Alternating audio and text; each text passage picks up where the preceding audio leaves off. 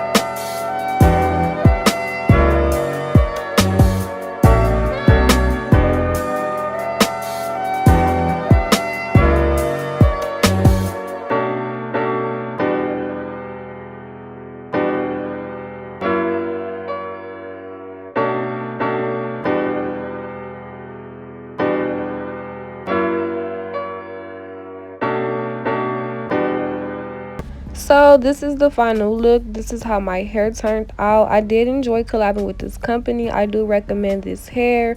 It was very cute. If you are interested in short hair, the lace was easy to install as well.